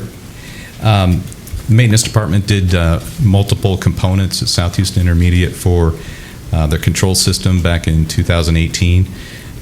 So a lot of that was hardware. At the time, they did not do testing and balancing commissioning, which we try to do on every project because it really adjusts the system to act and to operate in optimal performance. So we've had a lot of problems with it. How old is this unit? The components were put in 2018. And not under warranty? The hardware were under warranty, and they came back and replaced some of those, but this is more of the entire system has to be calibrated, balanced for the air, power. It's just, we've had a lot of issues. I think this will allow us to save on our energy costs, and we've had a lot of complaints for comfort levels in the school and a lot of maintenance issues, so we're hoping this is going to resolve that. So we're going back and doing it right. Correct. So that it's going to perform as it should. That's correct. Thank you. Other discussion? Is there a routine cycle that this happens in so that, because you said it was 2018? Mm-hmm. It's quite a while. As far as the commissioning and the testing and balancing? Yes. We do that once, usually when a system is installed, and then we can maintain it. You don't have to go through with those complete services again. Okay, thank you. Any other discussion? All in favor signify by saying aye. Aye. Opposed, no. Ayes have it, motion carries. Consideration possible approval of a professional services agreement to McKinstry Ascension LLC for MEP commissioning services on the 2022 bond program, South Houston Intermediate School Project, in the amount of $117,125. So moved. Second. Motion by Ms. Sullivan, seconded by Mr. Fernandez. Discussion? Hearing none, all in favor signify by saying aye. Aye. Opposed, no. Ayes have it, motion carries. Consideration and possible approval of the conveyance of a storm sewer easement located at the north property line of McGuire Baseball Field in the amount of $10. So moved. Second. Motion by Ms. Sullivan, seconded by Mr. Fernandez. Discussion? Before y'all ask why it's just $1, Kevin, inflation? $10. It's $10 this time. Come on, Kev, get back. Any other or any discussion? Worth having. Hearing none, all in favor signify by saying aye. Aye. Opposed, no. Ayes have it, motion carries. Consideration and possible approval of allowance expenditure authorization AEA number 96 for the new administration building replacement project in the credit amount of $123,655. So moved. Second. Motion by Mr. Fernandez, seconded by Ms. Sullivan. Discussion? We're not going to discuss credit amounts. No, Mr. Fernandez. Yeah, I know. Mr. Fernandez, did you have a question? No, ma'am, I Okay. didn't. All in favor signify by saying aye. Aye. Opposed, no. Ayes have it, motion carries. Consideration and possible approval of allowance expenditure authorization AEA number 97 for the new administration building replacement project in the amount of $66,382. So moved. Second. Motion by Ms. Sullivan, seconded by Mr. Fernandez. Discussion? Hearing none, all in favor signify by saying aye. Aye. Opposed, no. Ayes have it, motion carries. Consideration and possible approval of allowance expenditure authorization AEA number 108 for the new administration building replacement project in the amount of $352,731. So moved. Second. Motion by Ms. Sullivan, seconded by Mr. Phelan. Discussion? Is this going to help us get in faster? No, ma'am. Just be Kevin. honest. Other questions? Could we go help them? Yeah, you go right ahead, Melba. We'll lay the side. Hearing none, all in favor signify by saying aye. Aye. Opposed, no. Ayes have it, motion carries. Consideration possible approval of allowance expenditure authorization AEA number 73 for the new Thompson Intermediate School replacement project in the amount of $39,505. So moved. Second. Motion by Mr. Fernandez, seconded by Ms. Sullivan. Discussion? Hearing none, all in favor signify by saying aye. Aye. Opposed, no. Go ahead, finish that one. The ayes have it, motion carries. Skipped one. Oh, wait, okay. I thought I did that. The Okay. AEA number 110. Okay. 110, yep. Consideration possible approval of allowance expenditure authorization AEA number 110 for the new administration building replacement project in the amount of $56,747. So moved. Second. Motion by Ms. Sullivan, seconded by Mr. Fernandez. Discussion? Hearing none, all in favor signify by saying aye. Aye. Opposed, no. Ayes have it, motion carries. Consideration of possible approval of a data sharing agreement with the Department of Public Safety, DPS, for district access to DPS driver records. So moved. Second. Motion by Ms. Sullivan, seconded by Mr. Phelan. Discussion? Hearing none, all in favor signify by saying aye. Aye. Opposed, no. Ayes have it, motion carries. Consideration and possible adoption of board resolution determining compliance with contract methods required by Texas Education Code, Chapter 44, for the roof replacements at Beverly Hills Intermediate School and Days of Alla Middle School will pose a significant delay and/or will prevent or substantially impair the conduct of classes or other essential school activities, and delegating contracting authority for necessary repairs to the superintendent. So moved. Second. Motion by Ms. Sullivan, seconded by Mr. Fernandez. Discussion? So these two schools, as we know, Beverly Hills was tornado damage to the roof. Right. And then, of course, Days of Alla was the hail damage. Right. So Pasadena was under another slate of roofs, thankfully, in the bond. So y'all had already approved that. Right. Any other questions or any questions at all? Hearing Yeah, I none. got some comments. Oh, go ahead. Go ahead, I'm sorry, not to go ahead on this one. All in favor signify by saying aye. Aye. Opposed, no. The ayes have it, motion carries. Next is construction update. Can I make a comment? Yeah. It's certainly nice to see all these things being bid out and for all the new bond issues, Kevin, and we're now moving. So that's great. Takes time, doesn't it? Thank you. Okay, at this point in time, I am going to take president's privilege, and I'm going to change the order of business for just a minute. We're going to, well, let's go ahead and do the most of the miscellaneous section. Pursuant to updated legal requirements, the Texas School Safety Center conducted an intruder detection audit. One finding was identified. Further detail has been provided to the board in executive session. All corrective actions have been completed at this time.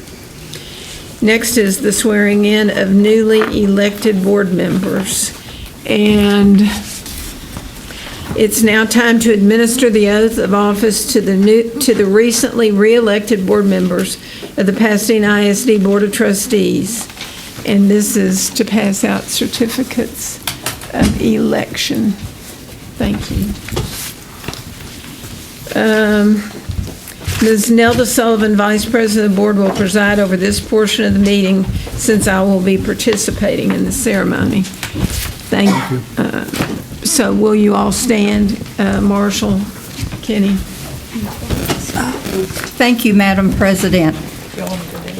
The board president has issued the certificate of election for positions 5, 6, and 7. Mrs. Rebecca Bailey and Mrs. Diana Alvarez will be assisting in this evening's ceremony by administering each the oath of office and completing all necessary paperwork. At this time, will the board member-elects for position 5, 6, and 7 step forward behind the board table as board members-elects take their places. Mrs. Bailey will deliver the certificates of office for positions 5, 6, and 7 to the respective board member-elects. And they've already been delivered. Yes. All right. Ms. Rebecca? Yes. Madam Vice President, Dr. Powell has delivered the certificates of election to board member-elects as follows.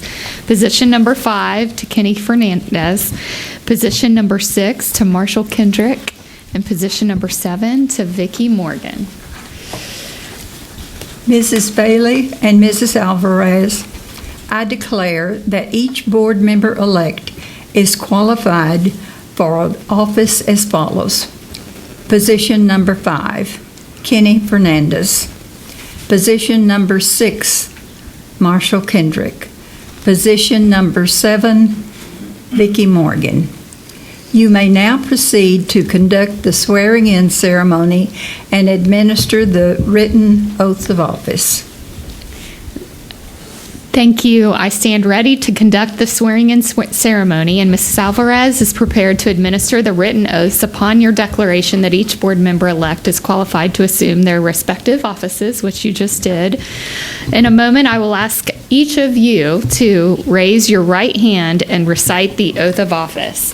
Then, following your oral recitation of the oath, each of you will step over to Mrs. Alvarez at the board table to sign your written oath of office. After witnessing your signatures, Mrs. Alvarez, a notary public, will notarize the required documents. If there are no questions about the process, please raise your right hand and repeat after me. I state your name, do solemnly swear or affirm. I, Vicki Morgan, do solemnly swear or affirm that I will faithfully execute the duties of the office of school board trustee. That I will faithfully execute the office. That's good. For the Pasadena Independent School District. For the Pasadena Independent School District. Of the state of Texas. Of the state of Texas. And will to the best of my ability. And will to the best of my ability. Preserve, protect, and defend the Constitution. Defend the Constitution. And the laws of the United States and of this state. And the laws of the United States and of this state. So help me God. So help me God. I think they got it. You may now step over to complete the necessary paperwork with Mrs. Alvarez.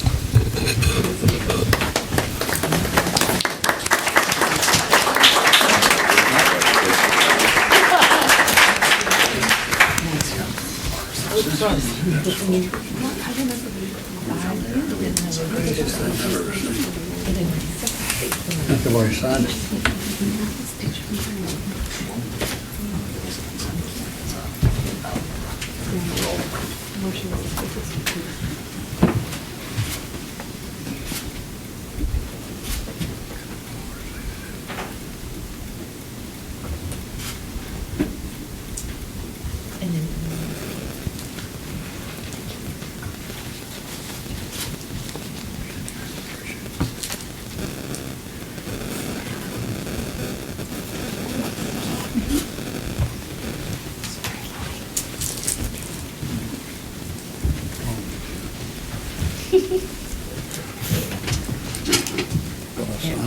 It's not your place. Oh.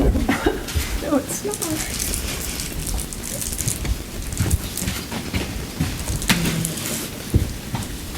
Wherever.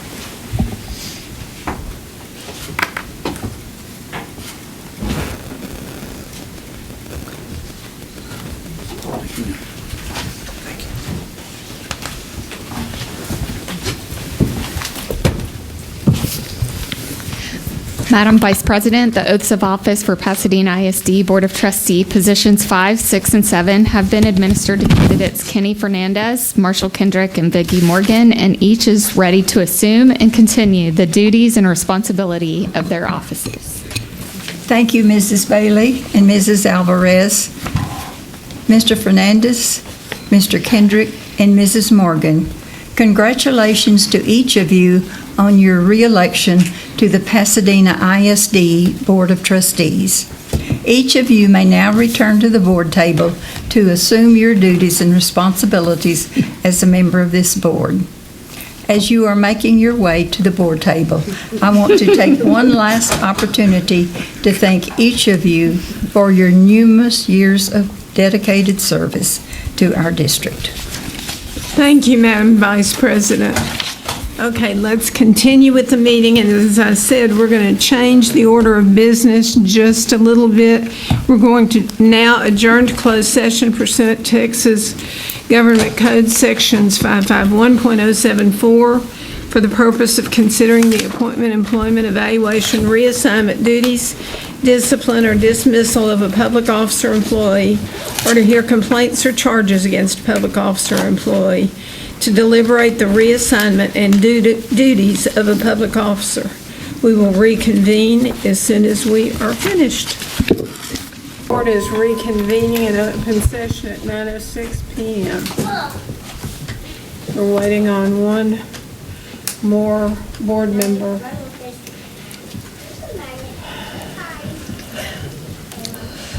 Somebody go find Ken. Let them find it. There he is. Thank you. At this time, we will reorganize board officers and committee. A motion and a second is required for each position. The board president will entertain a motion for board president. Madam President, I nominate Casey Phelan as president for the upcoming year. I'll second it.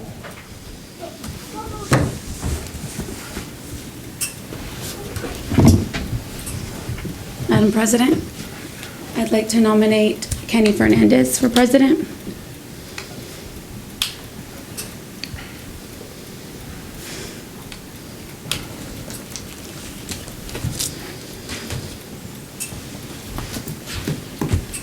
Since, Rebecca, since two have been nominated, do we need a voice vote or do we need a paper vote? I think voice is fine. Okay, all right. Okay. So, Mr. Phelan has been nominated by Ms. Sullivan, seconded by Mr. Kendrick. Mr. Fernandez has been nominated by Ms. Fusilier. There's no second, so there's only one nomination. All in favor, any discussion? All in favor of Casey Phelan serving as president signify by saying aye. Aye. Opposed, no. Ayes have it, motion carries. Congratulations, Casey. No, you'll do an awesome job. Next is board vice president. Madam President, I'd like to nominate Marshall Kendrick. I'll second that motion. Motion has been made and seconded that Marshall Kendrick be board vice president. Any other nominations? Madam President, I nominate Kenny Fernandez.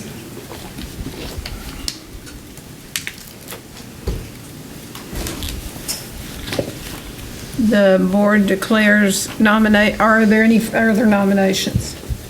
The president declares nominations closed. There's no second for Kenny. Casey and Ms. Sullivan have nominated Marshall Kendrick as president. Any discussion? Vice President. I'm sorry, Vice President. All in favor signify by saying aye. Aye. Opposed, no.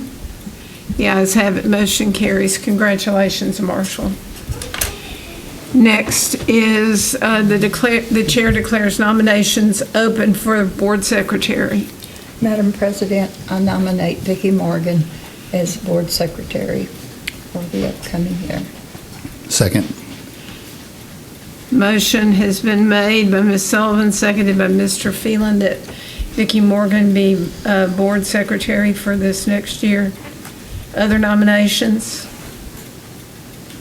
Hearing none, the chair declares nominations closed. All in favor signify by saying aye. Aye. Opposed, no. Ayes have it, motion carries. Vicki Morgan will serve as board secretary. Now, the chair declares nominations open for board assistant secretary. I'll nominate Ms. Sullivan. Motion by Mr. Kendrick for Ms. Sullivan to serve as assistant secretary. Second. Second by Mr. Phelan. Other nominations? Hearing none, the chair declares nominations closed. Any discussion? All in favor of Ms. Sullivan serving as assistant secretary signify by saying aye. Aye. Opposed, no. The ayes have it, motion carries. So your new officers will be President, Mr. Casey Phelan.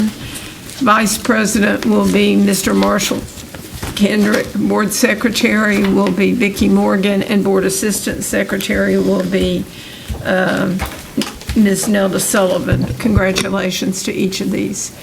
Now we'll move to public. Casey. Pardon? I said congratulations to Casey, Mr. Phelan. Thank you. Public comments according to BED Local related to topics not listed on the agenda. There are none. We're going to set the date for the next regular meeting, suggested Tuesday, June 27th, 2023 at 5:30 p.m. So moved. Second. Motion by Mr. Phelan, seconded by Ms. Sullivan. Discussion? Hearing none. All in favor signify by saying aye. Aye. Opposed, no. Ayes have it, motion carries. No further business to come before this board this evening.